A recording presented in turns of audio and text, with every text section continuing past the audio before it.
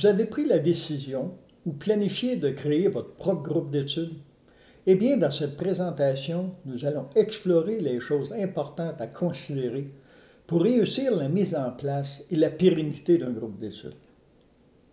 Bonjour, mon nom est Gaëtan Charland et je suis impliqué dans les groupes d'études depuis déjà plusieurs années.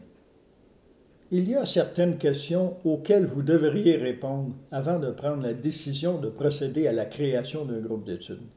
En voici quelques-unes. Pourquoi créer un groupe d'études? Quel est le but que je désire poursuivre avec ce groupe? Suis-je prêt à consacrer plusieurs années à ce projet?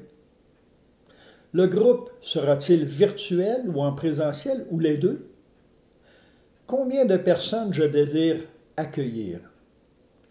À quel endroit auront lieu les rencontres? Quelle sera la fréquence des rencontres? Ma famille va-t-elle supporter ma décision?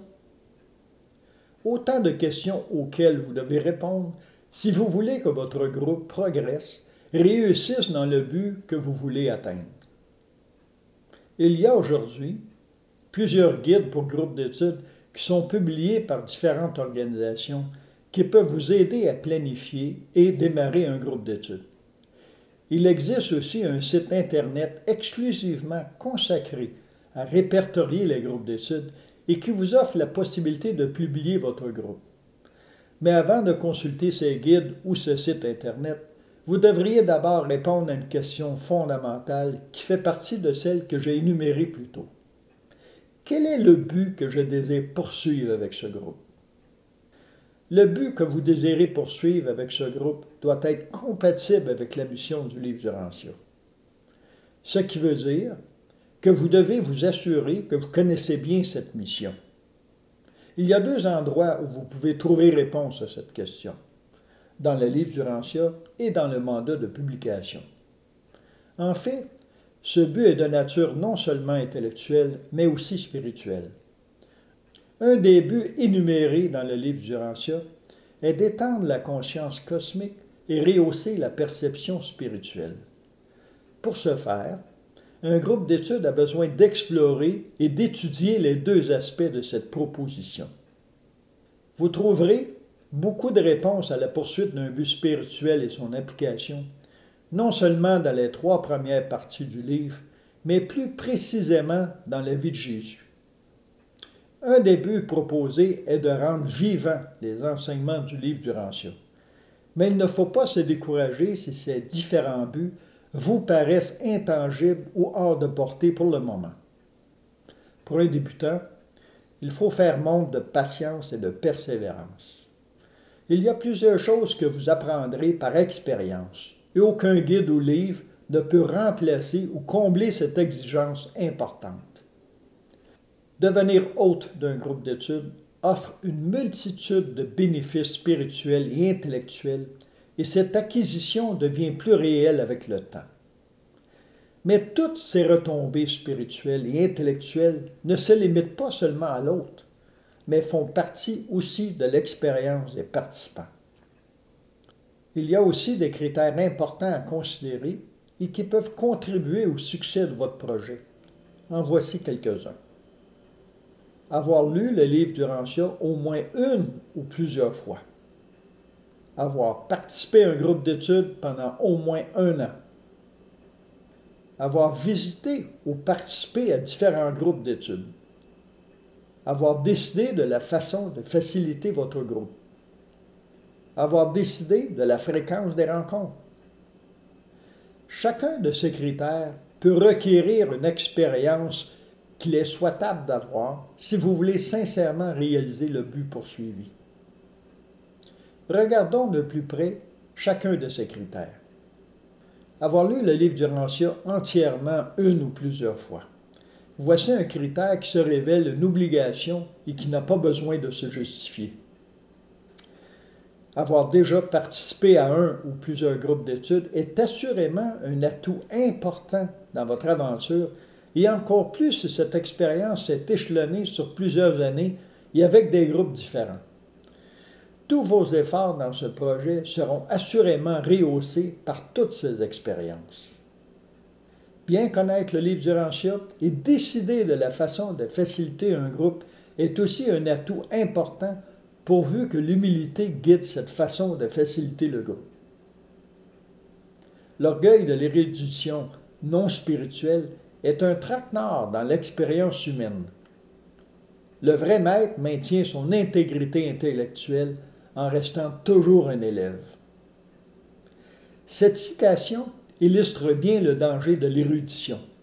N'oublions pas qu'un groupe d'études est un endroit où ensemble nous découvrons de nouvelles valeurs et qui nous font apercevoir des significations encore plus grandes. Il faut se le rappeler.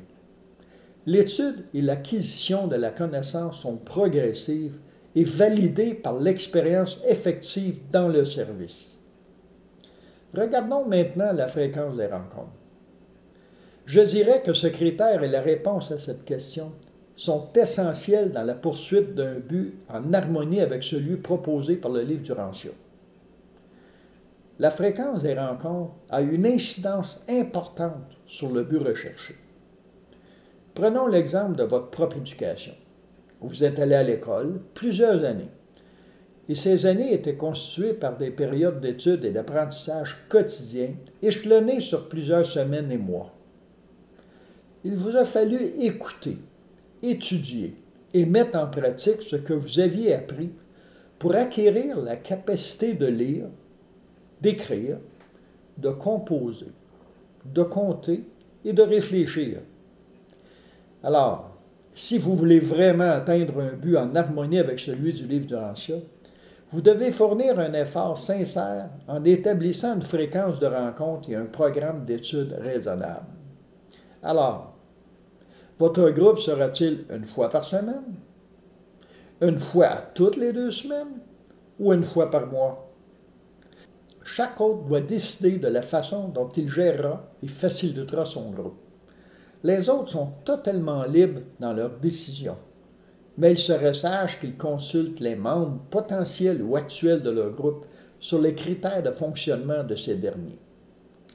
Pour vous aider dans l'établissement de ces critères, vous pouvez vous inspirer des guides pour groupes d'études disponibles en ligne ou consulter des autres groupes d'études. Il y a aussi un autre point important à considérer, c'est celui du nombre de participants. Au début et pendant un certain temps, un groupe peut contenir un nombre vraiment petit de participants, soit 3 personnes. Avec le temps et de bonnes stratégies pour recruter de nouveaux membres, ce groupe peut s'accroître et devenir important, 15 personnes ou plus, ce qui rend le groupe plus difficile à gérer. Personnellement, je recommanderais pas plus de 10 à 12 personnes afin de faciliter l'échange et le partage. Il faut aussi élaborer et avoir en main un protocole pour les rencontres et s'assurer que tous les participants connaissent et adhèrent aux règles énoncées dans ce dernier. Ceci assurera la bonne marche du groupe et évitera les dérapages. Vous pouvez vous inspirer des différents guides pour groupes d'études pour établir le vôtre.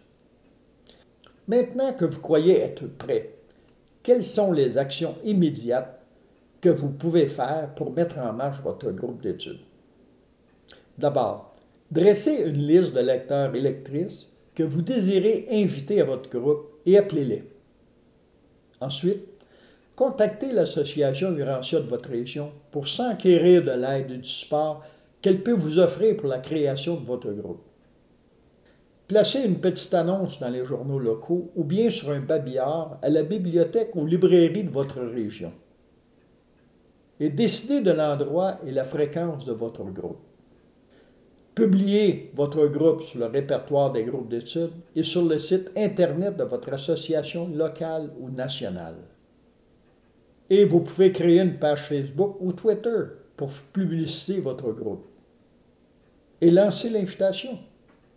Dans l'actualisation de ce projet, vous rencontrerez plusieurs défis et chacun d'eux sera surmontable si vous les abordez avec un brin de discernement et de sagesse. Ils contribueront ainsi à la croissance et à la santé du groupe. Certains guides disponibles pour aider les groupes d'études contiennent de nombreux conseils importants pour vous guider dans les façons d'organiser, de faciliter et de maintenir fonctionnel un groupe d'études. Alors consultez-les. Dans d'autres présentations que j'ai publiées sur la chaîne YouTube, j'offre des idées et des conseils sur l'animation d'un groupe d'études pour assurer sa qualité de fonctionnement dans la poursuite d'un but compatible avec celui de la révélation. Alors, bon groupe d'études.